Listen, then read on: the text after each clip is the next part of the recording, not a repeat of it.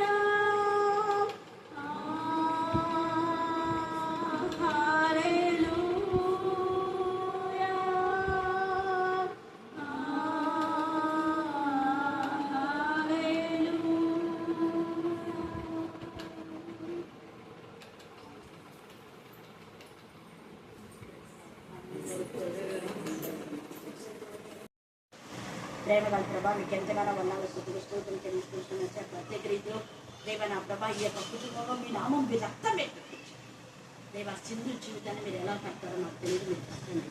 తెలిసి తెలియక నా ప్రభా నా తల్లి బిడ్డ నా ప్రభాని మరి పొరపాటు ఏ విధానంలో మా తల్లి మీరు దేవ నా ప్రభా ఈ పరిస్థితులు నిలిపిపోయినారో నాకు తెలియదు.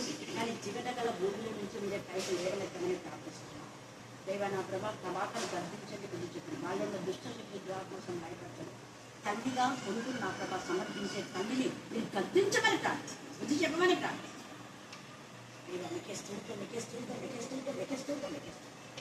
ఆమె కూడా ఇద్దరు ఆడపిల్లలు ఉన్నారని ఇంగిత జ్ఞానం కలగచ్చమని, ఒక ఆడపిల్లని బాధపడితే మన ఆడపిల్లలు కూడా వస్తుంది అన్న జ్ఞానం కలగచ్చమని ప్రార్థిస్తుంది. స్తోత్రం దేవానికి కొన్న ఆచరిస్తున్నాం. సమస్త జ్ఞానం తెలిసిన దేవుని సమాధి దాయించి దేవ నా ప్రభు నా రాసుకొచ్చిన పిల్లలందరికీ జ్ఞానాత్మకం ఉంటున్నాయి.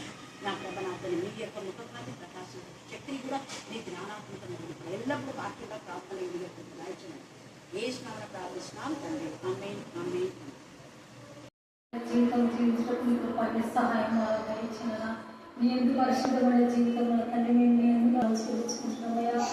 మరి ఇచ్చిన తీసుకెళ్ళిన వాళ్ళు నా తండ్రి చక్కటి వర్షాన్ని చిన్న కలిగిన కోట్లాలు మనం ఆలోచించుకుంటున్నామయ్యా. మన మరించిన జ్ఞాపకం చేసుకుంటున్నాం తండ్రి. చక్కని వర్షాన్ని దయచేసినవే నీకు వేసి తీసుకోవటాలు మనం ఆలోచించుకుంటున్నామయ్యా. మరి భూమికి సమృద్ధి ఉమ్మరించినవే నీకే స్తోత్రం నీకే స్తోత్రం నీకే స్తోత్రం నీకే స్తోత్రాలు మనం ఆచరించుకుంటున్నామయ్యా. మరి నా తండ్రి వేసిన ప్రతి పైరులు దీవించండి, ఆశీర్వదించండి, అన్నట్టుగా జ్ఞాపకం చేసుకోండి దేవా. మరి నా తండ్రి నా ప్రభు నీ ప్రేమ నీ కనికలు మా పైన చూపించి నా తండ్రి వర్షాన్ని కురిపించినవయ్యా నీకే స్తుతి స్తోత్రాలు ఆచరించుకుంటున్నామయ్యా. మరి నీ వేరు చేసుకుని నీ లోకంలో ఏడు జీవించేయం తండ్రి. అనుదినము అనుక్షణం నా తండ్రి మరి ఎన్ని శ్వాసం కలిగి జీవించే జ్ఞానము దయచేయండి దేవా నీకే స్తుతి స్తోత్రాలు ఆచరించుకుంటున్నామయ్యా. మరి నమ్మకం నీవైతే నమ్మవాటికి సమస్తం సాధ్యం చెల్లించినవయ్యా. నమ్మకంతో విశ్వాసంతో ప్రార్థించినప్పటికీ నా తండ్రి వర్షాన్ని దయచేసిన దేవా నీకే స్తోత్రం నీకే స్తోత్రాలు ఆచరించుకుంటున్నామయ్యా. మరి ఇప్పుడు నీ ఎవరు ఆశపడినట్టు దేవాన్ని వర్షాన్ని దయచేసిన దేవా తలుపులో వర్షము కలవల వర్షము పట్ట జలస్థానమైన వర్షాన్ని కుమ్మరించినవయ్యా. నీకే స్తోత్రం నీకే స్తోత్రం నీకే స్తోత్రాలు ఆచరించుకుంటున్నామయ్యా.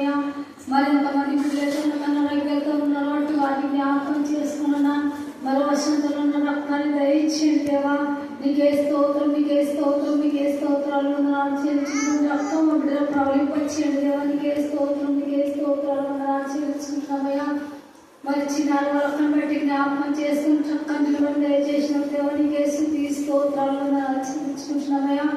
మరి ఎంతమంది గర్భిణీలు వారిని జ్ఞాపకం చేసుకుని చక్కగా దయచేయండి దేవానికి స్తోత్రం, నీకే స్తోత్రం, నీకే స్తోత్రాలు చెల్లించుకుంటున్నామయ్యా. మరి ఎంతమంది బిడ్డలే గర్భఫలం లేని వారు తండ్రి వారిని జ్ఞాపకం చేసుకున్నాం. గర్భాలు తెలివ శక్తి సాధ్యం అంటూ మన అంటూ ఏదైనా నువ్వు సమస్తం సాధ్యపరచేవాడున్నా మరి బిడ్డల పైన కనికరం చూపించండి దేవానికి స్తోత్రం, నీకే స్తోత్రం, నీకే స్తోత్రం అయ్యా. నీ జీవాకుల బిడ్డలో ఊదండి దేవానికి స్తోత్రాలు చెల్లించుకుంటున్నామయ్యా. ఎంతమంది బిడ్డలైతే సన్నివేశంటే బిడ్డలు సన్న పిల్లలు ఉన్నారంటే వారిని జ్ఞాపకం చేసుకుని దేవా. మరి బిడ్డల కడుపున స్వస్థత సుఖమైన దయచేయండి దేవానికి స్తోత్రాలు చెల్లించుకుంటున్నామయ్యా. మరి నా తండ్రి తాడు మానసిన కుమారులు ఎవరు కుమార్తెలు నా తండ్రి ఎవరి హస్తంలో నీ కాయడం ఎంతో శ్రేష్టం ఉంటుందని కరుణ తండ్రి. మరి ఎవరు కుమారులు 1 నుంచి 5 వరకు చదువుకున్నాను. మరియు నేను చూడగా ఇదిగో ఈ గొర్రెపిల్ల సియోను పర్వతం మీద నిలబడి ఉండెను. ఆయన నామము ఆయన తండ్రి నామము నొసల యందు నిలిచబడి ఉన్న మాట 44,000 మంది ఆయనతో కూడా ఉండిరి. మరియు విస్తారమైన జలముల ధ్వనితోను గొప్ప ఉరుము ధ్వనితోను సమాప్తమైన ఒక శబ్దము పరలోకంలో నుండి రాగా వింటిని. నేను వినిన ఆ శబ్దము వీణులు వాయించుచున్న వైణికుల వాయిదములను పోలి ఉన్నది. వారు సింహాసనం ఎదుట, ఆ 4 జీవుల ఎదుటను, పెద్దల ఎదుటను ఒక కొత్త కీర్తన పాడుచున్నారు. భూలోకం నుండి కొనబడిన ఈ మాట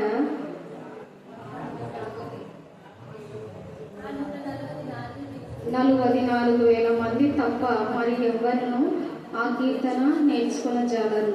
వీరు స్త్రీ సాంగత్యమున అపవిత్రత్వములు కానివారు, స్త్రీ సాంగత్యము ఎరుగని వారి నుండి గొర్రె పిల్ల ఎక్కడికి పోవనో అక్కడికెల్లా ఆయనను వెంబడించుదురు. వీరు దేవుని కొరకును గొర్రెపిల్ల కొరకును ప్రథమ ఫలముగా ఉండుటకై మనుషులలో నుండి కొనబడిన వారు. వీరి నోట ఏ అబద్ధము కనబడలేదు. వీరు అనిత్యులు.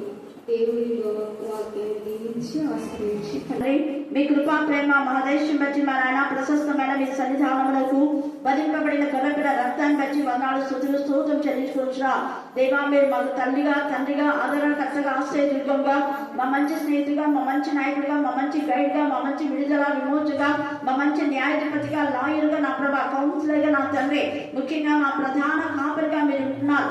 అందుకు మీకు ఎంతైనా వందనాలు స్తుతులు స్తోత్రం చెల్లించుకొచ్చున్నాం. యేసయ్యా, బలహీనులను బలపరిచే దేవుడు, శక్తివంతులుగా చేసే దేవుడు అని మీకు వందనాలు చెల్లిస్తున్నా. ఈ రాత్రి కాల సమయంలో ఎక్కడ వాక్య పరిచయం జరుగుతున్నా అక్కడందరూ మీ ఆత్మకులు మరింపు దయచేయండి తండ్రి.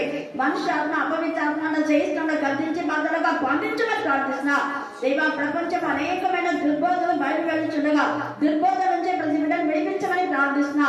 వాక్యంలో ఉన్నట్టుగా మేము గ్రహించగల జ్ఞానం కలుగుతుందని ప్రార్థిస్తున్నా. వాక్యం వాక్శుద్ధం మీరు మారుస్తుందేమని గుణాలు చెల్లిస్తున్నా.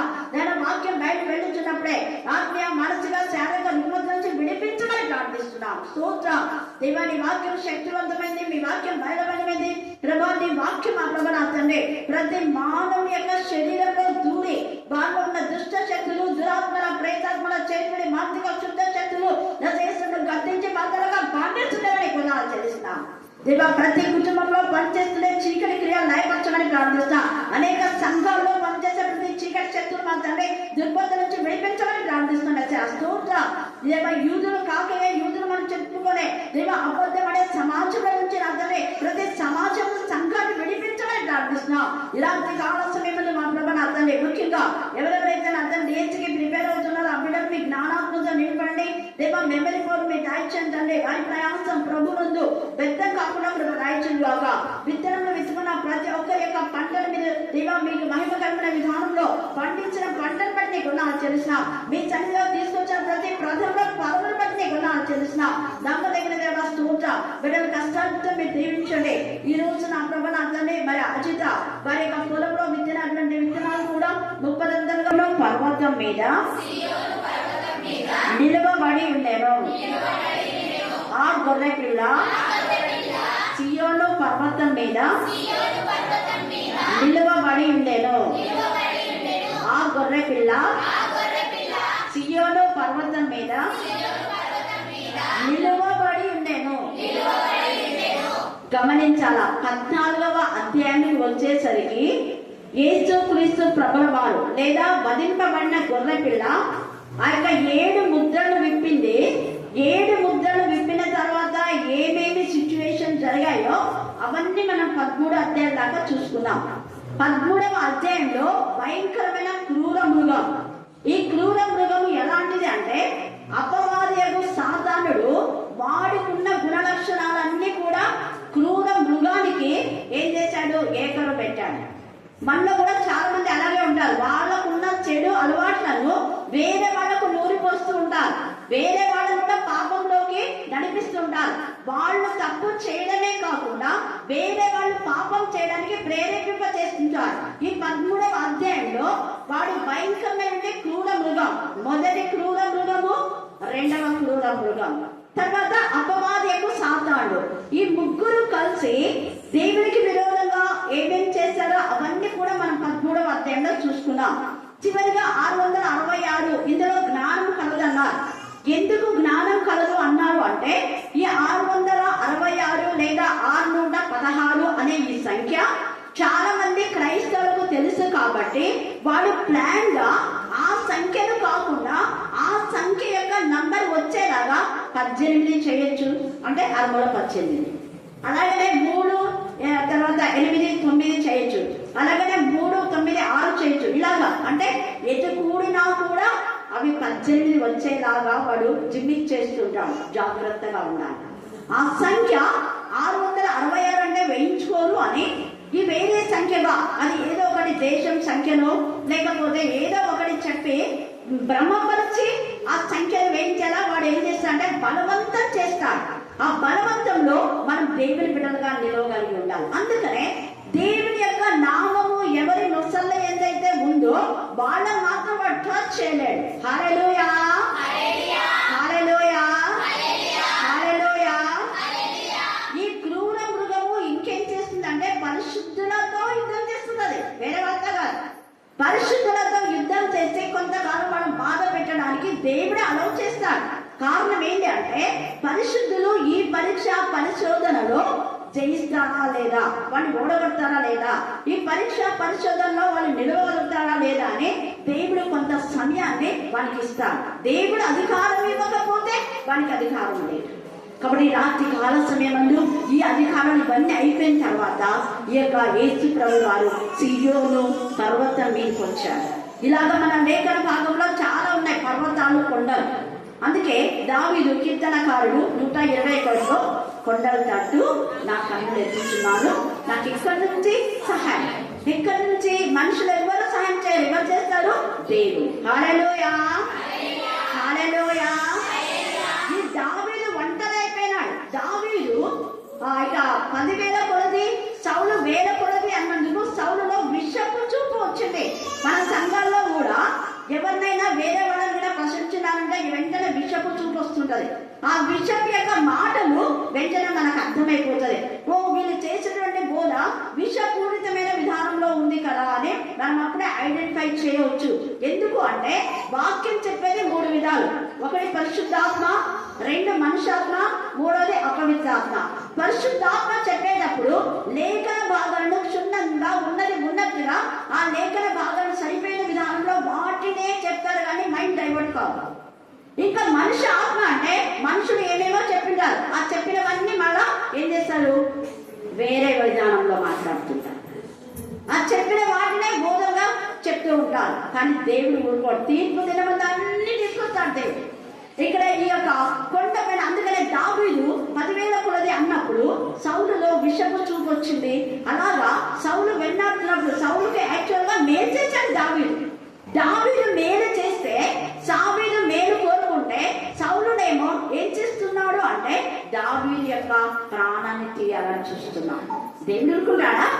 ఏ సౌలైతే దావీదు ప్రాణం తీయాలనుకున్నాడో అదే సౌలు ప్రాణం పోయింది.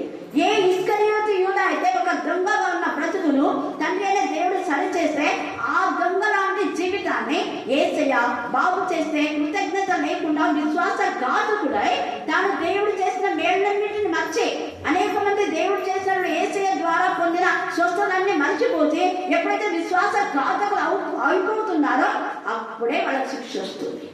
ఇస్కరియోతు యూదా యేసయ్యని చంపాలనుకున్నాడు, యేసయ్య కంటే ముందే చచ్చాడు. పాపం వల్ల వచ్చే జీతం ఏంటి? మరణం. చెప్పుడు మాటలన్నీ విన్నాడు. అన్నా కైప అనే వాళ్ళు చెప్పుడు మాటలన్నీ కూడా విన్నారు. అన్నా కైప అంతా యేసు ప్రభుకి యాంటీ. ఎవరెవరైతే యేసు ప్రభుకి యాంటీగా ఉన్నారు అని తెలిసిందో ఈ దొంగ మనకు దొరికాడు, ఇస్కరియోతు యూదా. అందుకని అతనిలో ఈ అపవాది ప్రవేశించింది. అలాగే ఈ క్రూర మృగం కూడా అనేకులలో ప్రవేశించి జిమ్మిక్ చేస్తూ ఉంటది. ఇవన్నీ అయిపోయిన తర్వాత యేసయ్య ఈ యొక్క సియోను కొండపైకి, అందుకే కొండల తట్టు నా కళ్ళు ఎత్తుచున్నాను, నాకు ఎక్కడి నుంచి సహాయం. ఈ కొండలు చాలా కొండలు ఉన్నాయి మన లేఖన భాగంలో. అరారాతు కొండ కానివ్వండి, మొరియా కొండ, తర్వాత హోరేబు కొండ, ఇవన్నీ కల్వరి కొండ కదా, ఇవన్నీ ఉన్నాయి.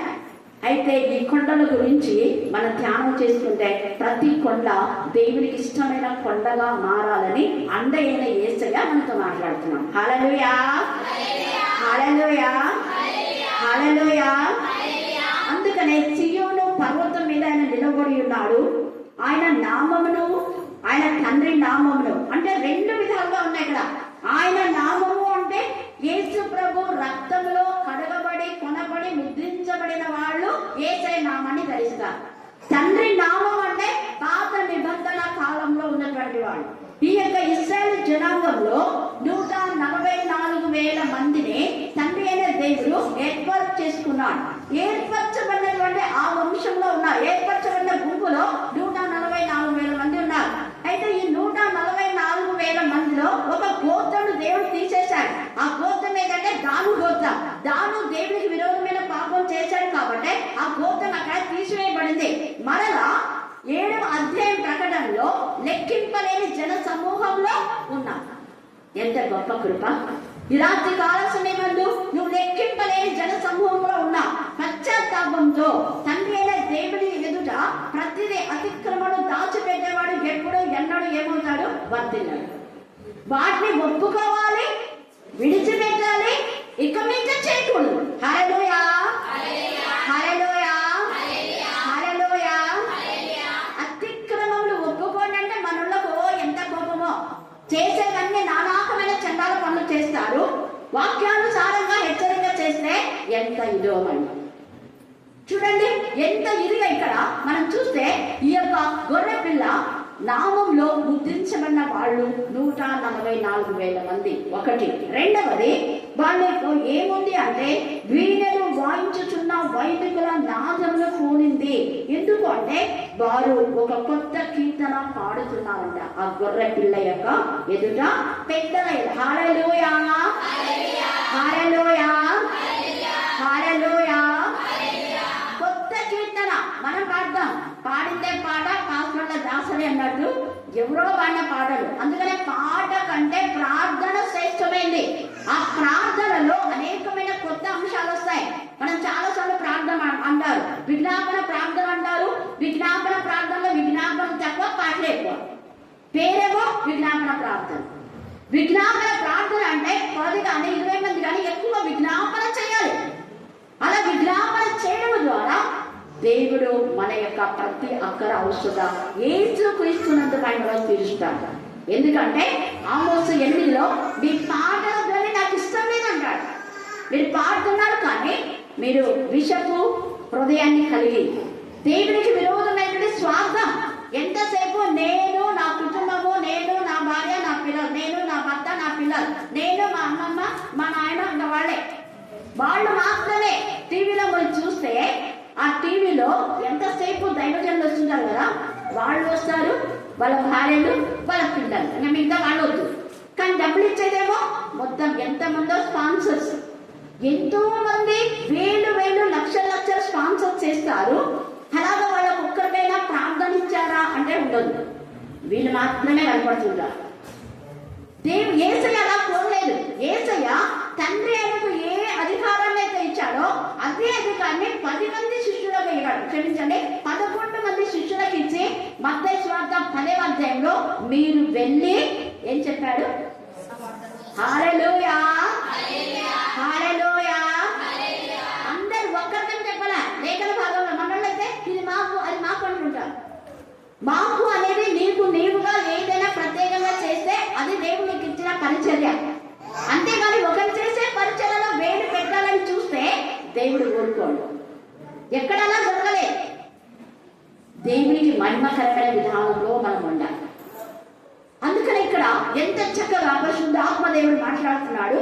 వాళ్ళు వీణను వాయించేటటువంటి కొత్త పాట, ఒకరి పాట కాదు, వీడు కొత్త పాట. నువ్వు ఏదైనా చేయాలనుకుంటే చేయమా, కొత్తగా ఏదైనా చేయి. దేవుడు అడుగు, దేవుడు ఇస్తాడు.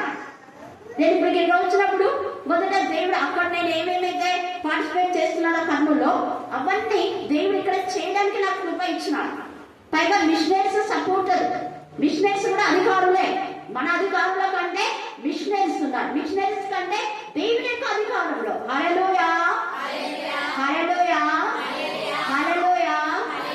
దేవుని అధికారానికి మాత్రమే మనం లోబడాలి. దేవుని అధికారం పైన దైవజనులైన మిషనరీస్ ఉన్నారు. వాళ్ళు ఏం చెప్పారు, ఏం చేశారు ఒక్కసారి మనం ఆలోచించాలి. అలాగే మన పూర్వీకులు, మన పితరులు, మన పెద్దలు ఎలాగో ఉన్నారు, మనం ఎలాగో ఉన్నాం ఐడెంటిఫై చేసుకోవాలి. ఇక్కడ వీళ్ళైతే ఈ 144,000 మంది ఎంత పరిశుద్ధంగా ఉన్నారంటే అంత పరిశుద్ధంగా ఉన్నారు. ఏలియా లాగా, ఎలీషా లాగా వాళ్ళు ఉన్నారు. ఏలియా, ఎలీషా స్త్రీ సాంగత్యమున అపవిత్రులు కాని వాళ్ళు, స్త్రీ సాంగత్యము ఎరుగని వారు. దానియేలు కానివ్వండి కదా, షడ్రక్, మెషక్, అబేద్నెగోలు యూదా యువకులు వాళ్ళు తమ పరిశుద్ధతను కాపాడుకున్నారు. వీళ్ళు కూడా ఈ కోవలోకి వచ్చినటువంటి వాళ్ళు తన పరిశుద్ధతను కాపాడుకున్నటువంటి. ఒకటి స్త్రీ సాంగత్యం ఎరగని వారు అంటే ఏలియా, ఎలీషా, షడ్రక్, మెషక్, అబేద్నెగోలు, దానియేలు వస్తాడు. తర్వాత ఇంకా చాలా మంది అపోస్తలైన పౌలు వస్తారు. ఇంకా ఇలాగ ఎంత మంది అయితే ప్రభు కోసమే నాజీలు చేయబడి ఉన్నారో వారి స్త్రీ సాంగత్యంన ఆ యొక్క ఎదుగునటువంటి వాళ్ళు. రెండవది స్త్రీ సాంగత్యంలో అపవిత్రులు కాని వాళ్ళు. వాళ్ళు ఎలాగో అపవిత్రులు కాని వాళ్ళంటే పరిశుద్ధమైన జీవితం కలిగినటువంటి వాళ్ళు. ఎంత దేవుడు కృపతో ఈ 2 క్యారెక్టర్స్ ఉన్నటువంటి వాళ్ళు ఆయన నామము, ఆయన తండ్రి నామము ముద్రించాడు. ఆ 4 జీవుల ఎదుట, పెద్దల ఎదుట వాళ్ళు కొత్త కీర్తన పాడుచున్నారు. వాళ్ళు భూలోకం నుండి కొనబడిన ఆ 144,000 మంది తప్ప మరి ఎవరు ఆ కీర్తన నేర్చుకోవాలి. నేర్చుకోవాలన్నా కూడా వాళ్ళకి అవకాశం లేదు. ఎందుకు? వాళ్ళకు మాత్రమే దేవుడిచ్చిన కీర్తన అది. హల్లెలూయా, హల్లెలూయా, హల్లెలూయా. దేవుడు ఒకరికి ఒక పని అప్పగిస్తే ఆ పని, ఒకరికి అప్పగించిన పనిలో చెడగొట్టడానికి మనం ప్రయత్నిస్తున్నామా అని మనం ఆత్మ పరిశీలన మనం చేసుకోవాలి. నీకే పని కావాలన్నా ఆ పని దేవుడు అడిగితే దేవుడు ఇస్తాడు. ఇంకా ఎన్నో ఉన్నాయి ప్రపంచంలో. వాక్య పరిచయం చేయడానికి, దేవుని పని చేయడానికి ఎన్ని ఉన్నాయో అన్ని ఉన్నాయి. కానీ మనం ఏం చేస్తాం? ఒకరిని చేసేది చెడగొట్టడానికే చూస్తున్నాం. అది మంచిది కాదు. తర్వాత చూడండి మీరు, అందుకనే వీరు ఇంకెవ్వరు నేర్చుకోవాలంట ఈ కీర్తన. తర్వాత వీరు గొర్రె పిల్ల ఎక్కడికి పోను అక్కడికి వెళ్ళా ఏం చేస్తున్నారంట? ఆయనను వెంబడించేవాళ్ళు. మనుషులం కాదు, రాజకీయ నాయకులం కాదు, లేకపోతే ఇంకెవరో కాదు. నేను చాలాసార్లు చెప్పాను, నేను ఇక్కడికి వచ్చానంటే ఇంకెవరో నన్ను ఇక్కడికి పోస్టింగ్ చేయలేదు, దేవుడు పంపగా. హల్లెలూయా. మన మధ్య కూడా కొందరు వేస్తున్నారు, వాళ్ళు పంపితే వీళ్ళు పంపితే, వాళ్ళకి డబ్బులు ఇచ్చి వీళ్ళకి డబ్బులు ఇచ్చి అన్ని అక్కడ ఎక్కడ తీర్పు దినమందు ఆ వేరొక గ్రంథంలో అందరి యొక్క ఇదంతా కూడా లిఖించబడుతుంటది. తెలుస్తుంది అక్కడ ఎవరు ఏ విధంగా ఉన్నారు అన్నది దేవుడు తేట తెల్లం చేస్తాడు. ఇక్కడైతే వీళ్ళు గొర్రె పిల్ల ఎక్కడికి పోనో అక్కడికి పిల్లవాడు ఆయన వెంబడిస్తున్నారు. ఇలాంటి ఆలస్యమేమందు వధింపబడిన గొర్రె పిల్లను, మన కోసమే ప్రాణం ఇచ్చిన యేసయ్యను మనం వెంబడిస్తున్నామా? ఎవరు వెంబడిస్తున్నాం? లోకస్తులను వెంబడిస్తున్నామా? లోకస్తుల మాటలకు ఈడైపోతున్నామా? ఎవరు చెప్తే దాని వైపు మనం అనుకుంటున్నామా? మంచి చెడులను వివేచించే విచక్షణ జ్ఞానం మనలో ఉందా లేదా అని ఆలోచించుకోవాలి. తర్వాత చూడండి, ఆయనను వెంబడిస్తున్నారు. తర్వాత మీరు దేవుని కొరకును గొర్రెపిల్ల కొరకును ప్రథమ ఫలముగా ఉండుటకై మనుషులలో నుండి కొనబడిన వారు. ఈ రాత్రి కొనబడిన జీవితం యేసయ్యని కొన్నాడు. ఆయన రక్తంలో కడగబడి, ఆయన రక్తంలో కొనబడి, ఆయన నామంలో జీవించేవారు ఆయన పిల్లలు. ఆయన పిల్లలను చెప్పడానికి మనకు రుచి ఉండాలి. రుచి ఉందా? దేవుడు అడుగుతాడు. దేవుడే మనకు పక్షంగా సాక్ష్యం ఇస్తాడు, మనుషులు కాదు. మనుషుల సాక్ష్యం వ్యర్థం. మనుషులు ఎట్లా సాక్ష్యం ఇస్తారంటే, వాళ్ళకు ఎవరైనా సపోర్ట్ గా మాట్లాడితే వాళ్ళ పక్కన మాట్లాడతారు. మళ్ళీ వాళ్ళకు వేరే లేకపోతే వాళ్ళ గురించి ఈడొక మాట, ఇంకొక చోట ఇంకొక మాట, ఒక ఇంట్లో ఒక మాట, ఇంకొక ఇంట్లో ఒక మాట, చర్చిలో ఒక మాట, ఇక్కడ ఒక మాట, ఇలా ఉంటుంది. సమాజంలో ఒక మాట, పనులు చేసే దగ్గర ఇంకొక మాట. దేవుని పిల్లల మాట అలా ఉండదు, డైరెక్ట్ వే. హల్లెలూయా, హల్లెలూయా. దేవుని పిల్లల మాట అవును లేదా కాదు, ఆ రెండింటికి మించి వచ్చిందంటే అది దుష్టు నుంచి వచ్చిన మాట అని లేఖన భాగంలో ఉంది. వీరైతే క్రీస్తు రక్తంలో కొడబడ్డారు కాబట్టి వీళ్ళు అబద్ధం చెప్పేవాళ్ళు కాదు, వీరు అనింద్యుడు. ఎంత తేటగా చెప్తున్నారు, నిందలేని జీవితం. రాత్రి కాల సమయమందు అనిందులుగా ఉన్నామా, నిందలతో నింపబడి ఉన్నామా? చూడండి, వీరి నోట ఏ అబద్ధంలో కనబడలేదు అనే మాట అర్థం ఏంటి అంటే, పొరపాటున అబద్ధం చెప్పినా మళ్ళా సత్యం చెప్పేవాడు. అబ్రహాము ముందు అబద్ధం చెప్పాడు, కానీ అబ్రహాము అబద్ధం ద్వారా ఎంత బాధాకరమైన సిచ్యువేషన్ వచ్చింది కదా. మరి వెంటనే సత్యం చెప్పాడు. పొరపాటున మనం తెలియక ఏదో ఒక విధానంలో ఉన్నా వెంటనే మనం సత్యం చెప్పాలి. సత్యము మనలో సర్వ సత్యంలోకి నడిపిస్తుంది. ఒకటి, సత్యము మనల్ని స్వతంత్రంగా చేస్తుంది. సత్యము మనల్ని మన యొక్క జీవితం ఏంటో రుజువుపరిచే సత్యం. హల్లెలూయా, హల్లెలూయా. ఈ సత్యము మనం ఎక్కడున్నా వాడుకుంటది. అంటే సంఘంలో చేస్తేనే ప్రార్థన కాదు, సంఘంలో పాడితేనే పాట కాదు, సంఘంలో చెప్పేనే వాక్యం కాదు. నిజంగా క్రీస్తు నామము ధరించిన బిడ్డలు ఎక్కడైనా చేరవుతారు. వీధులలో, ఇళ్లలో, బస్సులో, ఆటోలో, పనుల్లో, ఎక్కడైనా దేవుడు వాళ్ళు వాడుకుంటారు. కానీ పనుల్లో అది లేదు. అక్కడే పలానా చోట అందరు చూసారు, అక్కడే వాడబడాలి, అక్కడే చెప్పాలి వాక్యం కాదు. దేవుడు నిన్ను వాడుకోవాలనుకుంటే ఎక్కడైనా వాడుకుంటాడు. ఆయన బండ నుంచి నీళ్లను రప్పించినటువంటి దేవుడు.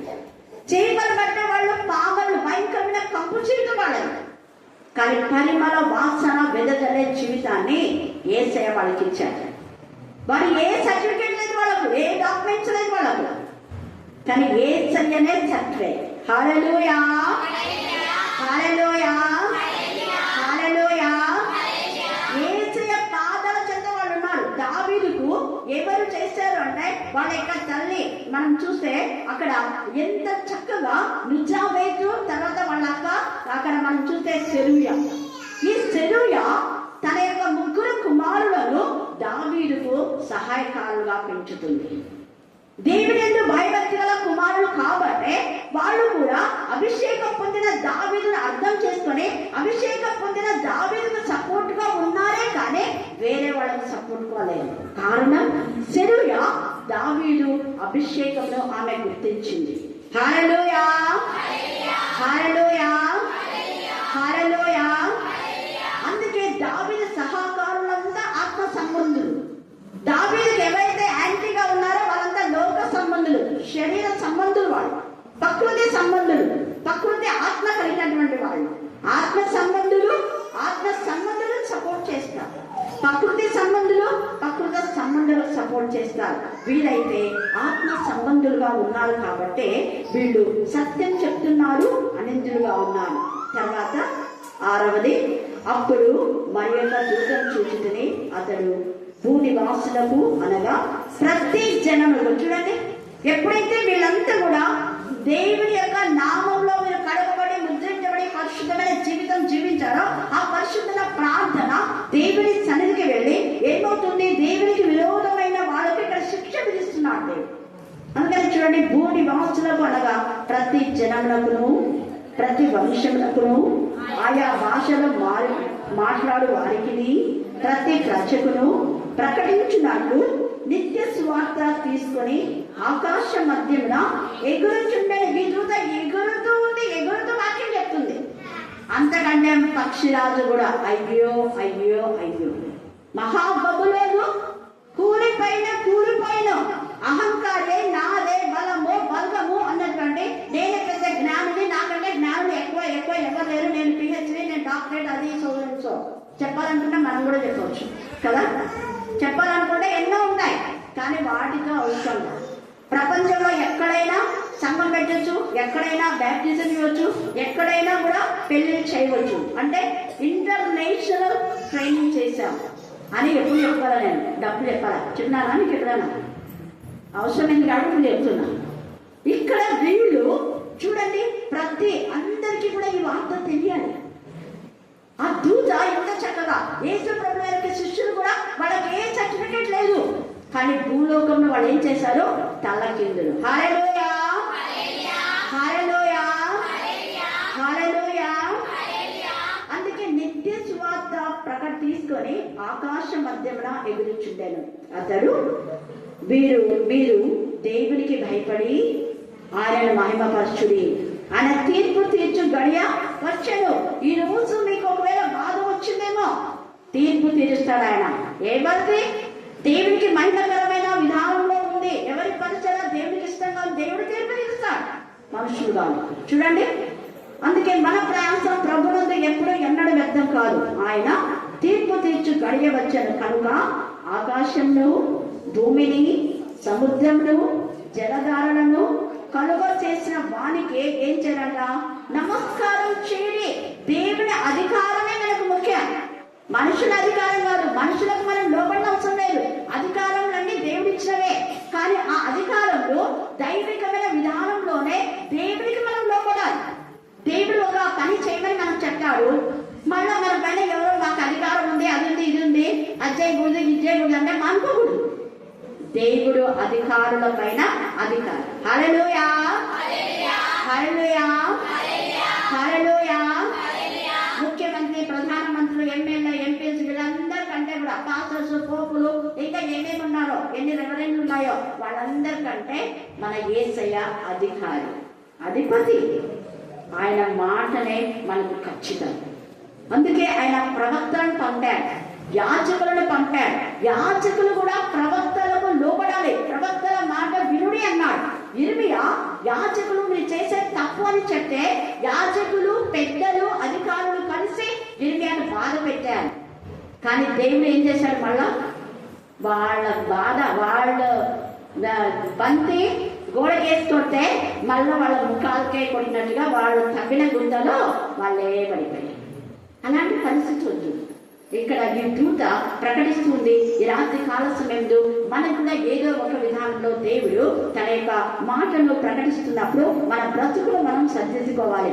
అక్కడ మీరు దేవునికి భయపడి ఆయన మహిమపరచుడి, ఆయన తీర్పు తీర్చు గడియ వచ్చాను కనుక ఆకాశంలో భూమిని సముద్రంలో జలజాలను కలుగ చేసిన వానికి మనం ఏం చేయాలి?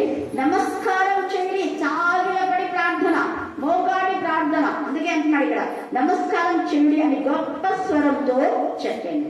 మనం నిర్గమ 39:23 చదువుకోండి ఇంటికి వెళ్ళిన తర్వాత 36 వచనం కూడా చదువుకోండి. ఆ తర్వాత 21:6 కూడా మీరు చదువుకోండి. ఈ యొక్క రాత్రి కాల సమయమందు 1 పేతురు 2 ఇక 21-22 వచనం కూడా మీరు చదువుకోండి. టైం లేదు కాబట్టి క్లుప్త వివరణ.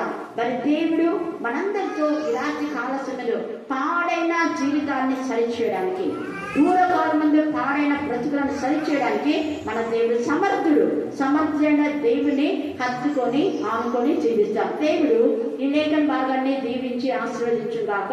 ఆమేన్, ఆమేన్, ఆమేన్. చివరి పరిశుద్ధ వేలకుల దూతల చేతను, మా వంటి బిడ్డల చేతను, కిరుకుల చేతను, శ్రేష్ఠుల చేతను నిత్యము మహిమ మహిమ మహిమ పరిశుద్ధుడని ఆడపడుచున్న మా ప్రియాపరులకు తండ్రి, నీ ఘనమైన, శ్రేష్టమైన, ఉన్నతమైన, పరిశుద్ధమైన నీ యొక్క బంగారు పాదములకు కృతజ్ఞతాస్తుతులు స్తోత్రంతో చెల్లించుకుంటున్నాం అన్న తండ్రి. అవునానైనా ఉదయం మొదలుకొని ఇంతవరకు మమ్మల్ని కాపాడి నీ ఉచితమైన ప్రేమతో నీ రెక్కల కింద మమ్మల్ని భద్రపరుచుకున్న విధానంపై నీకు కృతజ్ఞతాస్తుతులు స్తోత్రంతో చెల్లించుకుంటున్నాం అన్న తండ్రి.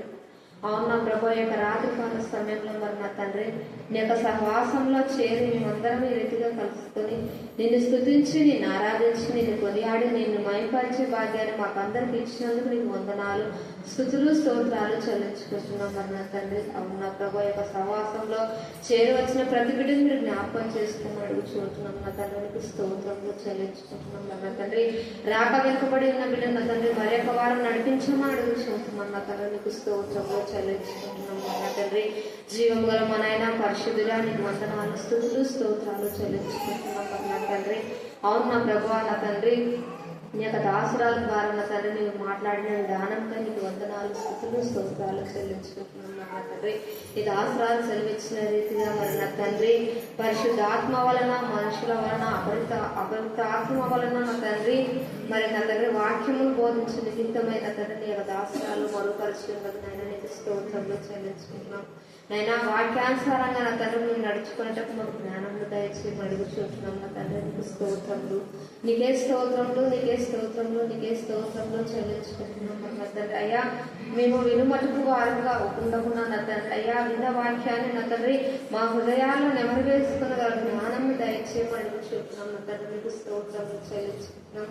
వాక్యానుసారమైన జీవితంలో కూడా మేము కలిగి జీవించడానికి నీ కృపా సహాయం దయచేయమని అడుగుచుంటున్నాం నా తండ్రి. నీకే స్తోత్రం, నీకే స్తోత్రం, నీకే స్తోత్రం, నీకే స్తోత్రం, నీకే స్తోత్రం, నీకే స్తోత్రం చెల్లించుకుంటున్నాం నా తండ్రి. అవును నా ప్రభు, యొక్క రాత్రికాల సమయంలో నా తండ్రి నీ యొక్క పాద సన్నిధానంలో చేరిన తండ్రి మా యొక్క విజ్ఞాపనలు మొరపెట్టుకుంటున్నాం నా తండ్రి. నీకు స్తోత్రంలో చెల్లించుకుంటున్నాం నా తండ్రి. అవునైనా నీ చిత్తమైతే ఆకాశపు వాకిళ్ళు విప్పిన తండ్రి పట్టజాలనంత విశాలమైన వర్షం తీరుతా నా తండ్రి. నా ప్రభు మీరు భూమిని నింపిన దేవానికి స్తోత్రంలో చెల్లించుకుంటున్నాం నా తండ్రి. అవును నా ప్రభా నా తండ్రి, ఎండిన నేల నా తండ్రి తడబడుతూ ఉన్న మొక్కను మీరు జ్ఞాపకం చేసుకుని ఇచ్చిన వర్షాన్ని బట్టి కూడా నీకు కృతజ్ఞతాస్తుతులు, స్తోత్రాలు. మరి నా తండ్రి దినంలో విత్తిన విత్తనలు అన్నిటి బట్టి కూడా నీకు మొరపెట్టుకుంటున్నాం నా తండ్రి. నీకు స్తోత్రంలో చెల్లించుకుంటున్నాం మరి నా తండ్రి. అవును నా ప్రభా, నీకే స్తోత్రం, నీకే స్తోత్రం, నీకే స్తోత్రం, నీకే స్తోత్రం, నీకే స్తోత్రం, నీకే స్తోత్రంలో చెల్లించుకుంటున్నాం మరి నా తండ్రి. అవును నా ప్రభా, మాకు ఇచ్చిన ఆత్మీయ కళను బట్టి కూడా నీకు కృతజ్ఞతాస్తుతులు, స్తోత్రంలో చెల్లించుకుంటున్నాం నా తండ్రి. అవును నాయన కరుణాపీఠం మినిస్ట్రీని బట్టి మొరపెట్టుకుంటున్నాం నా తండ్రి. నీకు స్తోత్రంలో నా ప్రభా. టీవీ వర్తమానికలను కూడా నేను మొరపెట్టుకుంటున్నాం నా తండ్రి. టీవీ పరిచర్య కూడా నా తండ్రి అనేకమైన విస్తారమైన జనం నాకు నా తండ్రి వినిపించుటకు నీ కృపాని సహాయం దయచేయమని అడుగుతుంటున్నాం నా తండ్రి. నీకు స్తోత్రంలో మరి నా ప్రభా నీ దాసరాలు మీరు జ్ఞాపకం చేసుకోమని అడుగుతుంటున్నాం నా తండ్రి. ఆయన సువార్త నిమిత్తమై ఇతర ప్రాంతంలోకి వెళ్ళి ఉండగండి నా తండ్రి. మీరు తోడుగా ఉండండి, మీ కృప చూపండి, మీ సహాయం దయచేయమని అడుగుతుంటున్నాం నా తండ్రి. కావాల్సిన ఆరోగ్యము ఆయుష్ని నా తండ్రి మీరు దయచేసి మహిమను పొందుకోమని అడుగుతుంటున్నాం నా తండ్రి. నీకు స్తోత్రంలో చెల్లించుకుంటున్నాం మరి నా తండ్రి. అవును నా ప్రభా నా తండ్రి, అందులో సైతం సువార్త బోధిస్తూ ఉంటున్నప్పటికీ నా తండ్రి ఎలాంటి ఆటంకం రాకుండా వారి సోదర రాకున్నట్లు నా తండ్రి నామున్నకు కీర్తి తెచ్చే బిడ్డగా మీరు వాడుకుంటున్నందుకు నీకు వందనాలు, స్తుతులు, స్తోత్రాలు చెల్లించుకుంటున్నాం నా తండ్రి. అవునైనా నీకు ఘనత తెచ్చే బిడ్డగా మీరు వాడుకున్నందుకు నీకు వందనాలు, స్తుతులు, స్తోత్రాలు చెల్లించుకుంటున్నాం మరి నా తండ్రి. అవును నా ప్రభా, విద్య లేనటి వారం నా తండ్రి నీకు స్తోత్రంలో చెల్లించుకుంటున్నాం మరి నా తండ్రి. వాక్యము బోధించడానికి రానట్టు వారు మేము నీకు మొరపెట్టుకుంటున్నాం నా తండ్రి. మమ్మల్ని జ్ఞాపకం చేసుకుని నా తండ్రి నీ దాసురాలను మా ముందర నిలబెట్టినందుకు నీకు వందనాలు, స్తుతులు, స్తోత్రాలు చెల్లించుకుంటున్నాం నా తండ్రి. అవునైనా లోతైన మర్మాలు, ఆత్మీయమైన సత్యాలు, గూఢమైన మర్మాలు నా తండ్రి మాకు ఏ పూట కాకుండా హెచ్చరిస్తూ మరి నా తండ్రి నీ దాసురాల ద్వారా మీరు మాకు ఎంతగానో వివరిస్తుంటున్నందుకు నీకు వందనాలు, స్తుతులు, స్తోత్రాలు చెల్లించుకుంటున్నాం. అక్కడ మీరు జ్ఞాపకం